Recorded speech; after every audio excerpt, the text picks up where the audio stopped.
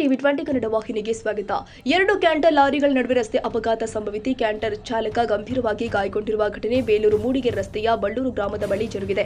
ಚಾಲಕನ ನಿಯಂತ್ರಣ ತಪ್ಪಿದ ಕ್ಯಾಂಟರ್ ಲಾರಿ ಎದುರಿನಿಂದ ಬರ್ತಾ ಇದ್ದ ಮತ್ತೊಂದು ಕ್ಯಾಂಟರ್ ಲಾರಿಗೆ ಮುಖಾಮುಖಿ ಡಿಕ್ಕಿಯಾಗಿದೆ. ಪರಿಣಾಮ ಕ್ಯಾಂಟರ್ ಲಾರಿ ಮರಕ್ಕೆ ಅಪ್ಪಳಿಸಿದೆ. ಲಾರಿ ಅಡಿ ಸಿಲುಕಿದ ಕ್ಯಾಂಟರ್ ಚಾಲಕ ಮತ್ತು ಕ್ಲೀನರ್ನನ್ನ ಜೆಸಿಬಿ ಹಾಗೂ ಕ್ರೇನ್ ಬಳಸಿ ಅಗ್ನಿಶಾಮಕ ದಳ ಸಿಬ್ಬಂದಿ ಹಾಗೂ ಪೊಲೀಸರಿಂದ ಇಬ್ಬರ ರಕ್ಷಣೆ ಮಾಡಿದ್ದಾರೆ. ಗಾಯಾಳುಗಳನ್ನ ಬೇಲೂರು ಸರ್ಕಾರಿ ಆಸ್ಪತ್ರೆಗೆ ದಾಖಲಿಸಲಾಗಿದ್ದು, ಇಬ್ಬರ ಪೈಕಿ ಕ್ಲೀನರ್ ಸ್ಥಿತಿ ಗಂಭೀರವಾಗಿದೆ. ಕ್ಯಾಂಟರ್ ಚಾಲಕ ಮನು ಹಾಗೂ ಕ್ಲೀನರ್ ಇಬ್ಬರು ಮೂಡಿಗೆರೆ ಗಂಗನಮಕ್ಕಿಯವರು ಎಂದು ತಿಳಿದು ಬಂದಿದೆ. ಬೇಲೂರು ಪೊಲೀಸ್ ಠಾಣಾ ವ್ಯಾಪ್ತಿಯಲ್ಲಿ ಘಟನೆ ಜರುಗಿದೆ.